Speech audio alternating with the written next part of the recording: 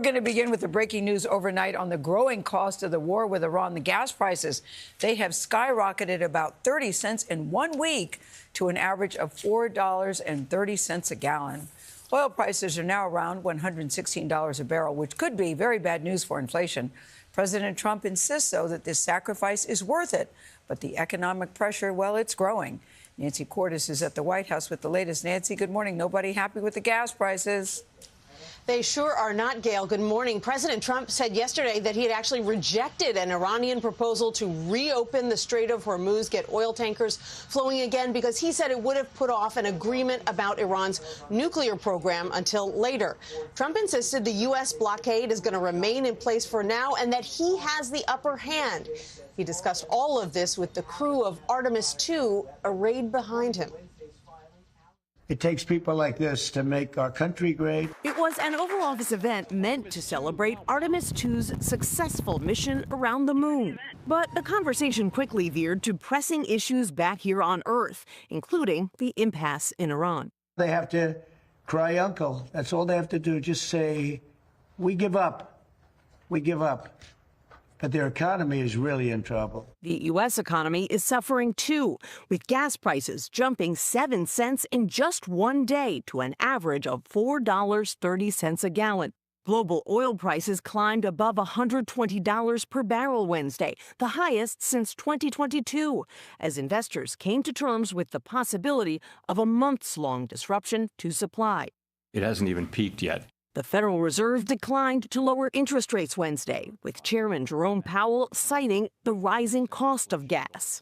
Remember, when gas prices go up, that's disposable income coming out of people's pockets, so they're going to spend less on other things. With the U.S. and Iran both claiming to control the Strait of Hormuz, shipping traffic has fallen to 5% of its normal levels. In a social media post, Trump warned Iran no more Mr. Nice Guy, brandishing a weapon in this AI image.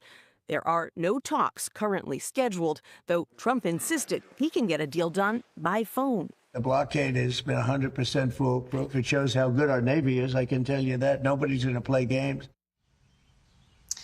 Germany's chancellor has a very different view. He said a few days ago that the Americans obviously have no strategy for exiting this 9-week war. Well, on Wednesday, in what appeared to be a tit-for-tat, Trump announced he's now considering pulling some U.S. troops out of Germany. Nate? Nancy, thank you. Now let's talk about more on those rising gas prices. CBS News business analyst Jill Schlesinger is here. Jill, good morning. So the gas prices, they were down after that ceasefire was announced. What happened? Well, you heard Nancy say just 5% of shipping traffic is going through that strait. And that means that all the countries that were saying, oh, we can get through this, we've got stockpiles, they're going through the stockpiles they had. Now they're coming to the market, pushing up the price of oil.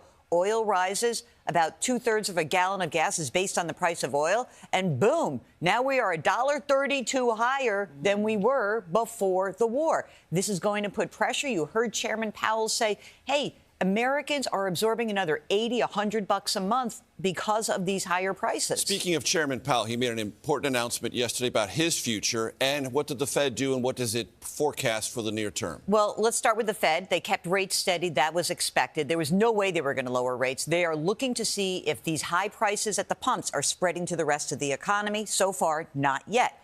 Then Chair Powell said, hey, my term ends on May 15th. Kevin Warsh, President Trump's nominee, will take over. However, I also have a second term, which is as a voting member of the Federal Reserve Board. That term is up January of 2028. Usually when a Fed chair is replaced, they say, I'm out of here, I'm going to retire.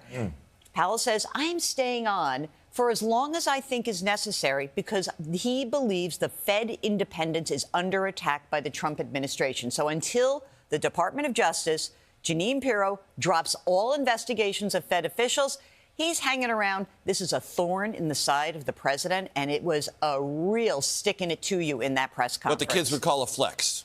Oh, yes, a flex major, exactly. Not a subtle one. Jill, thank you. Sure.